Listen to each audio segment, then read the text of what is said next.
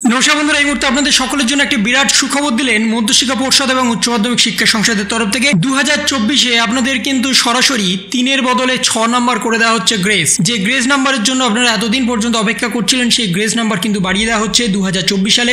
বর্তমানে যারা যারা মাধ্যমিক পরীক্ষা দিয়েছেন এবং বর্তমানে যারা যারা উচ্চ মাধ্যমিক পরীক্ষা দিচ্ছেন, সবার জন্যই কিন্তু এই নতুন সুখবর দিল সরাসরি পর্ষদের তরফ থেকে।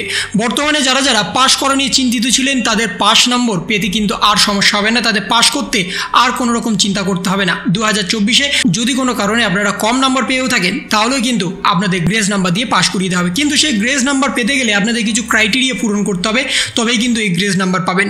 গ্রেস নাম্বার পেতে গেলে বেশ কিছু নতুন ক্রাইটেরিয়া যোগ করে দিয়েছে দুই পর্ষদের তরফ থেকে। বর্তমানে পর্ষদের তরফ থেকে জানিয়ে দিয়েছে গ্রেস নাম্বার পাওয়ার ক্ষেত্রেও নতুন বিধিনিষেধ। সেই বিধিনিষেধ হচ্ছে, আপনাদের খাতাতে যারা যারা কোশ্চেন অ্যাটেন্ড করে এসছেন, সেই কোশ্চেন যদি তারা ঠিক দাগ নাম্বার দিয়ে অ্যাটেন্ড করে আসেন, তবেই কিন্তু তারা নাম্বার পাবে। যদি কোনো ক্ষেত্রে এমসিকিউর জায়গায় এসিকিউ বা এসিকিউর জায়গায় এমসিকিউ লিখে আসে, তাহলে সম্পূর্ণ নাম্বারটাই বাতিল হয়ে যাবে। যদি কোনো ছাত্রছাত্রী বেশি কাটাকুটি করেছে, খাতা অপরিচ্ছন্ন রেখেছে, সেখানে গ্রেস নাম্বার পাওয়া যাবে না। যদি কোনো ছাত্রছাত্রী বানান বেশি ভুল করেছে, সেক্ষেত্রে গ্রেস নাম্বার পাওয়া যাবে না। যদি কোনো ছাত্রছাত্রী অঙ্ক পরীক্ষা দিনে অঙ্ক ঠিকঠাকভাবে মেলাতে পারেনি এবং তার সাথে রাফও করেনি, সেক্ষেত্রেও কিন্তু তাদের গ্রেস নাম্বার দেওয়া হবে না। এবং তার সাথে যে সমস্ত পরীক্ষায় আপনাদের কোশ্চেন ফাঁস হয়েছিল, সেই কোশ্চেন ফাঁসের জন্য কিন্তু গ্রেস নাম্বার কোনোভাবে এফেক্ট করবে না। সে মাধ্যমিক বলুন বা উচ্চ মাধ্যমিক বলুন, কোশ্চেন ফাঁসের সাথে আপনাদের পাস করা বা নাম্বার বাড়ার কিন্তু কোনো রকম সুযোগ সুবিধা নেই।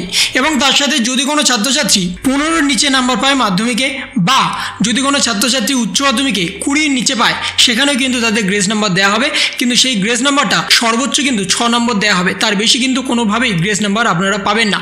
যদি কোনো কারণে কোনো ছাত্রছাত্রী 25-এ পেল পাস, সেই 25-এর মধ্যে যদি তাদের 19 হয়, তাহলে কিন্তু 6 নম্বর দিয়ে তাদের কিন্তু পাস করানো হবে। কিন্তু 18 যদি হয়ে যায় প্র্যাকটিক্যাল এবং থিওরি মিলিয়ে, সেক্ষেত্রে কিন্তু 6 দিলেও আপনাদের 24 হচ্ছে। সেই 1 নম্বরের জন্য কিন্তু আপনাদের পাস করানো হবে না, এই বিষয়টি কিন্তু মাথায় রাখবেন। এবং তার সাথে উচ্চ মাধ্যমিকে প্র্যাকটিক্যাল পরীক্ষাতে আপনাদের কিন্তু কোনো গ্রেস নাম্বার হয় না, আপনারা জানেন। শুধুমাত্র থিওরিটিক্যাল পেপারে যদি কোনো কারণে আপনাদের 20-র নিচে নেমে যায়, সেক্ষেত্রে কিন্তু আপনাদের গ্রেস নাম্বার দিয়ে পাস করানো হবে।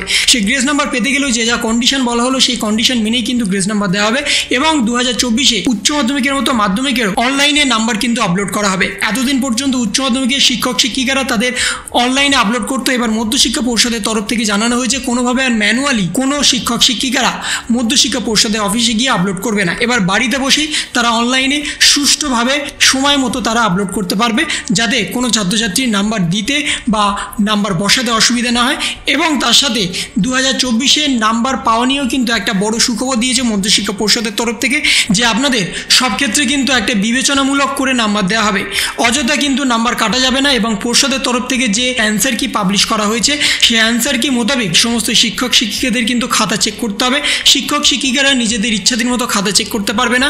বিশেষ করে এমসিকিউ এবং এসিকিউ এর ক্ষেত্রে, রচনাভিত্তিক প্রশ্নের ক্ষেত্রে কিন্তু শিক্ষক শিক্ষিকারা নিজেদের মতো খাতা দেখবে, কিন্তু সেটাও বোর্ডের রুলস অ্যান্ড রেগুলেশন মেনে। অতিরিক্ত কাটাকুটি করা যাবে না, অতিরিক্ত কম নাম্বার দেওয়া যাবে না, এই বিষয়টা কিন্তু স্পষ্টত জানিয়ে দিয়েছে মধ্যশিক্ষা পর্ষদের তরফ থেকে। এই ছিল একটা ছোট্ট ইনফরমেশন আপনাদের সকলের জন্য। যদি আপনাদের ভিডিওটা ভালো লেগে থাকে, তবে লাইক করুন, শেয়ার করুন এবং অবশ্যই সাবস্ক্রাইব করুন। তার পাশাপাশি আপনার মতামত কমেন্টের মাধ্যমে জানান। ভালো থাকুন, সুস্থ থাকুন, ধন্যবাদ।